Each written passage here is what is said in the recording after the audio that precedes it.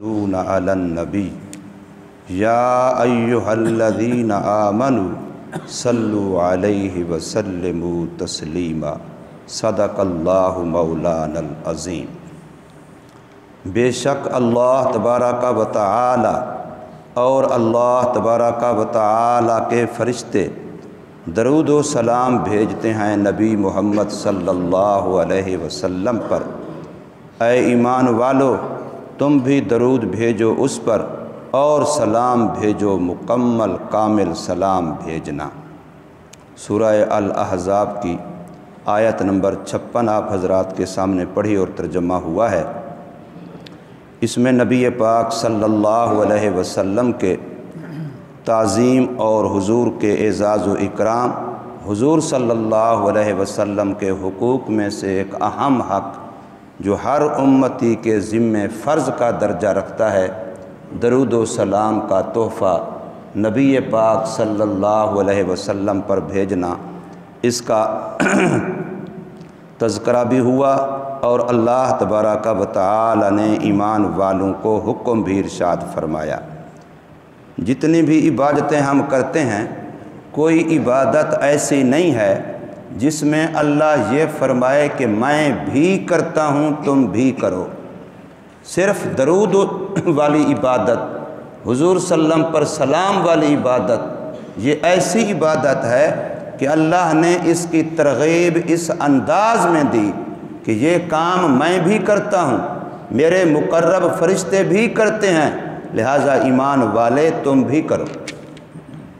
نماز کے لیے یہ لفظ نہیں ہے کہیں، زکوٰۃ کے لیے نہیں ہے، حج عمرے کے لیے نہیں ہے، روزے کے لیے نہیں ہے، کسی بھی اور عبادت کے لیے یہ الفاظ، یہ انداز نہیں اختیار کیا اللہ تبارک و تعالی نے، جو درود و سلام کے لیے اختیار کیا ہے۔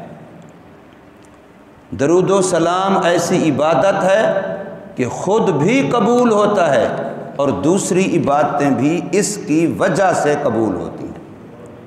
اس لیے حدیث پاک میں آتا ہے کہ جس دعا کے اول آخر درود پاک ہو تو وہ ضرور قبول ہوتی ہے، اس لیے کہ درود ایسی عبادت ہے جو ہمیشہ قبول ہی قبول ہے۔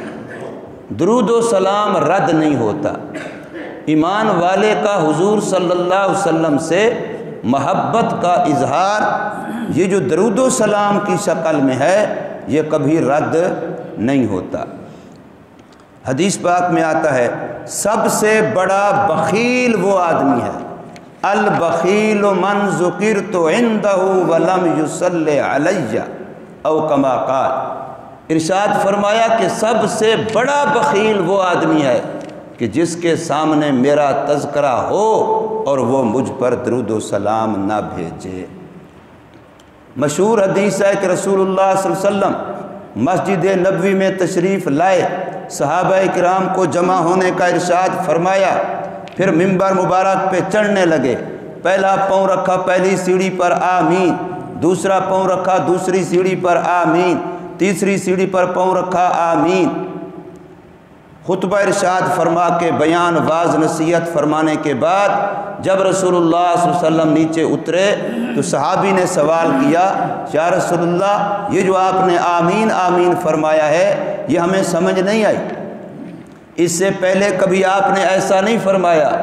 تو حضور نے ارشاد فرمایا کہ میں جب منبر پہ چڑھنے لگا تو جبریل صلی وسلام تشریف لائے اور انہوں نے یہ فرمایا کہ جس بندے نے رمضان مبارک اپنی زندگی میں پایا اور اپنی بخشش نہ کرا سکا تو یہ ایسا آدمی برباد ہو گیا، ہلاک ہو گیا، تباہ ہو گیا، تو میں نے اس پر آمین کہا۔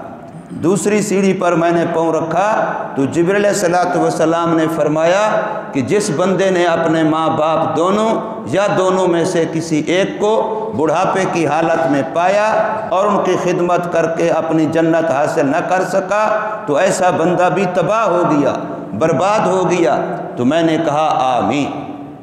تیسری سیڑھی پر جب میں نے قدم رکھا تو جبریل صلی اللہ علیہ وسلم نے فرمایا کہ جس امتی کے سامنے آپ کا تذکرہ ہو، آپ کا نام مبارک آئے، وہ نام لے یا نام لکھے، نام پڑھے، لیکن اس پر بھی آپ پر درود و سلام نہ بھیجے تو ایسا بندہ بھی ہلاک ہو گیا، تباہ ہو گیا، برباد ہو گیا، تو میں نے کہا آمین۔ حضور صلی اللہ علیہ وسلم کے حقوق میں سے ہے ایک دفعہ زندگی میں درود و سلام فرض عین ہے، فرض عین ہے، کم از کم ایک دفعہ۔ اور جب بھی حضور صلی اللہ علیہ وسلم کا نام نامی اسم گرامی سامنے آئے، سنا جائے، پڑھا جائے، لکھا جائے، دیکھا جائے، اس پر درود و سلام پڑھنا یہ واجب ہے۔ اور اگر ایک ہی مجلس میں بار بار تذکرہ آتا رہے، بار بار اسم گرامی آتا رہے، تو ہر دفعہ درود و سلام پڑھنا سنت ہے۔ آپ کوئی بھی حدیث کی کتاب دیکھیں، علماء لاکھوں کی تعداد میں حدیثیں ایک کتاب میں لکھیں، اور ایک حدیث میں کئی مرتبہ بھی حضور صلی اللہ علیہ وسلم کا تذکرہ آیا، لیکن کہیں بھی عربی کی حدیث کی کتابوں میں کہیں بھی آپ کو حضور صلی اللہ علیہ وسلم کا اسم گرامی درود پاک کے بغیر نہیں ملے گا، اور درود پاک پورا لکھا ہوا ملے گا۔ صرف وہ جو ہم سواد والی نشانی ڈال دیتے ہیں یا صرف سلام ڈال دیتے ہیں، ہماری عربی کی حدیث پاک کتابوں میں سے کسی ایک کتاب میں بھی یہ نشانی استعمال نہیں کی۔ ہر دفعہ پورا درود صلی اللہ تعالی علیہ وسلم، پورا درود ہر دفعہ لکھا ہوگا۔ جب یہ آیات کریمہ نازل ہوئی، یہ آیات کریمہ حضور صلی اللہ علیہ وسلم پر نازل ہوئی نا، یا ہم میں سے کسی پر نازل ہوئی؟ یہ میں ایک مسئلہ سمجھانا چاہتا ہوں۔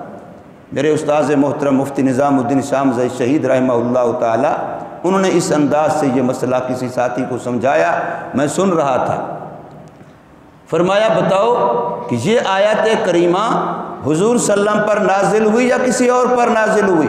تو ظاہر ہے کہنا پڑے گا حضور صلی اللہ علیہ وسلم ہی پر نازل ہوئی۔ پھر استاد جی نے دوسرا سوال کیا، بتاؤ قرآن مجید کی کوئی ایسی آیت بھی ہے یا یہ آیت مبارک ایسی ہے کہ جس پر پیغمبر نے خود عمل نہ کیا ہو؟ کہتے نہیں، ایسی بھی کوئی نہیں، پیغمبر نے عمل بھی ضرور کیا۔ پھر حضرت نے تیسرا سوال کیا، اب بتاؤ پیغمبر نے جو اس آیت پر عمل کیا تو صحابہ کرام نے وہ عمل محفوظ کیا کہ نہیں کیا؟ صحابہ کرام نے وہ حضور صلی اللہ علیہ وسلم کا وہ عمل محفوظ کیا آگے امت کو پہنچانے کے لیے، یا محفوظ نہیں کیا؟ تو جواب یہی ہے کہ محفوظ بھی کیا، کیونکہ دین سارا محفوظ ہے، حضور صلی اللہ علیہ وسلم کی زندگی ساری محفوظ ہے۔ خود قرآن مجید اس کا ضامن ہے کہ اللہ نے اس کو اتارا، اللہ ہی اس کا حافظ ہے، اور یہ محفوظ ہے۔ تو فرمایا اب بتاؤ اس آیت پر جب اللہ کے نبی صلی اللہ علیہ وسلم نے عمل کیا، صحابہ کرام نے اس کو محفوظ کیا، تو پھر صحابہ نے خود بھی عمل کیا ہوگا کہ نہیں کیا ہوگا؟ اور آگے بھی پہنچایا ہوگا کہ نہیں پہنچایا ہوگا؟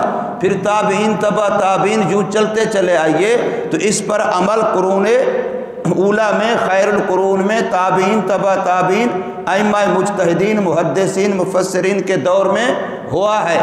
اس آیت پر مکمل عمل ہوا ہے۔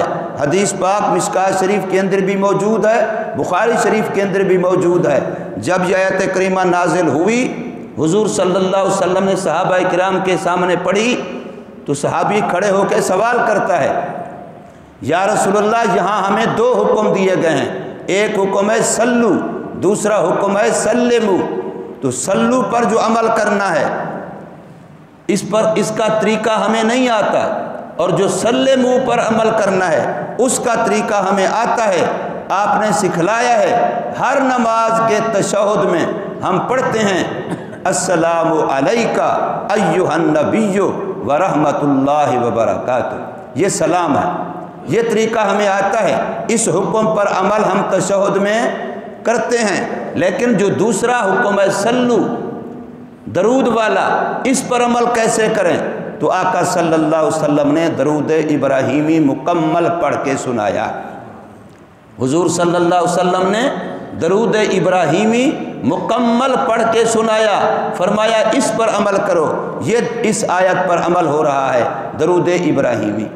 اب درود کے صیغے اس کے علاوہ بھی ہیں، علماء نے مستقل کتابیں لکھی ہیں کہ سرکار مدینہ صلی اللہ علیہ وسلم کی زبان مبارک سے کون کون سے درود پاک کے صیغے علماء صحابہ نے سنے اور علماء نے ان کو اکٹھا کیا۔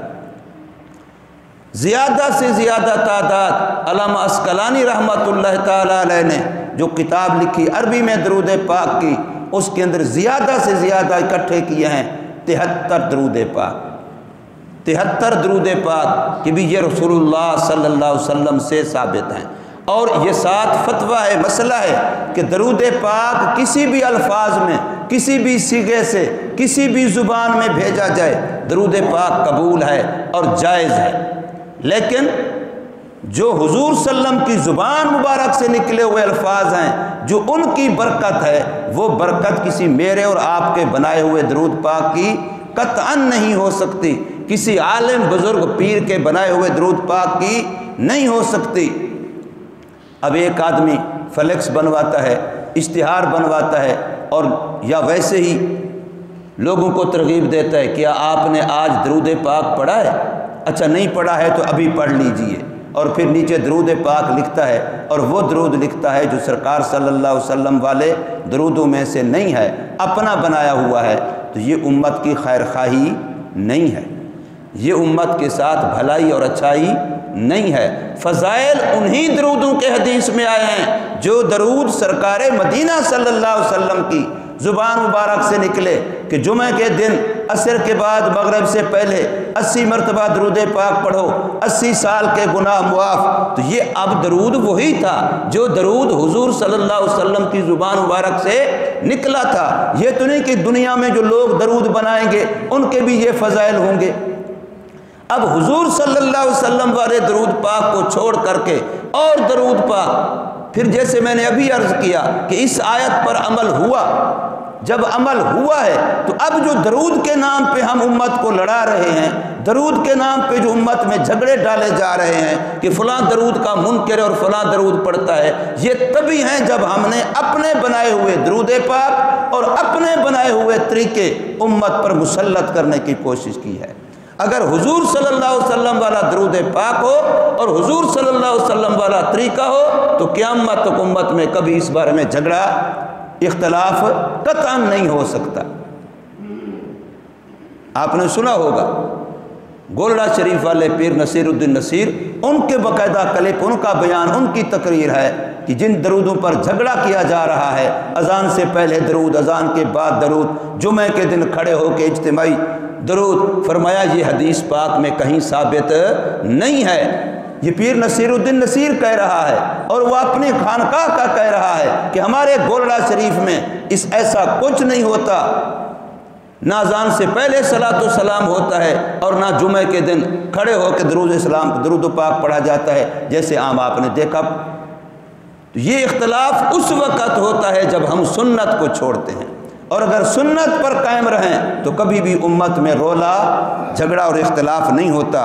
تو یہاں اللہ تبارک و تعالیٰ فرما رہے ہیں ان اللہ و ملائکتہ، بے شک اللہ اور اس کے فرشتے یصلون علی النبی، نبی پاک صلی اللہ علیہ وسلم پر درود بھیجتے ہیں۔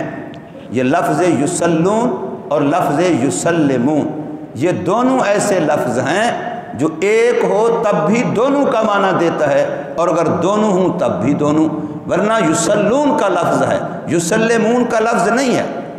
لیکن اب جیسے ہم پڑھتے ہیں صلی اللہ یا درود ابراہیمی کے اندر، تو اگر سلام کا لفظ نہ بھی ہو تو اس میں سلام کا معنی خود موجود ہے، اور اگر اسی طریقے سے سلام کا لفظ ہو، صلات کا لفظ نہ ہو تب بھی اس کا معنی موجود ہے، اور اگر دونوں ہوں تو سونے پہ سہاگا ہے۔ تو اللہ اور اللہ کے فرشتے درود و سلام بھیجتے ہیں پیغمبر صلی اللہ علیہ وسلم پر۔ یا ایھا الذین آمنوا، اے ایمان والو، صلو علیہ، تم بھی درود بھیجو اس محمد صلی اللہ علیہ وسلم پر، وسلموا تسلیما، اور کامل سلام بھیجو۔ یاد رکھیے درود و سلام یہ خاصہ پیغمبر کا ہے، یہ نبی کا خاصہ ہے، صحابی کے لیے رضی اللہ تعالی عنہ ہے، اس کے بعد امت کا کوئی نیک بندہ ہے، کوئی ایمان والا ہے، اس کے لیے رحمت اللہ تعالی علیہ ہے۔ اب اس میں بھی ہم نے گڑبڑ شروع کر دی ہے، اور خصوصاً شیعوں نے ہمیں اس دھوکے میں ڈال دیا ہے کہ حسین علیہ السلام، علی علیہ السلام یہ نبیوں کا خاصہ ہے، یہ نبیوں کے لیے ہے۔ کیا حضرت علی صحابی نہیں ہیں؟ کیا حضرت حسن حسین صحابی نہیں ہیں؟ صحابی ہیں، تو پھر ان کے لیے بھی رضی اللہ تعالیٰ عنہ، خود قرآن نے کہا ہے ان کے لیے بھی رضی اللہ تعالیٰ عنہ، جیسے باقی صحابہ کے لیے رضی اللہ تعالیٰ عنہ، تو اہل بیت صحابہ کے لیے بھی رضی اللہ تعالیٰ عنہ۔ ورنہ جن لوگوں کو پتہ نہ ہو عیسیٰ علیہ السلام، موسیٰ علیہ السلام، یوسف علیہ السلام، ابراہیم علیہ السلام، تو وہ دیکھیں گے حسین علیہ السلام، علی علیہ السلام، تو وہ کہیں گے شاید یہ بھی نبی ہیں۔ اب کتنا بڑا امت کے لیے، ایک عام آدمی کے لیے دھوکہ لگے گا کہ وہ جیسے نبیوں کو نبی سمجھتا ہے تو وہ اہل بیت کو بھی نبی سمجھ بیٹھے گا کم علمی کی وجہ سے۔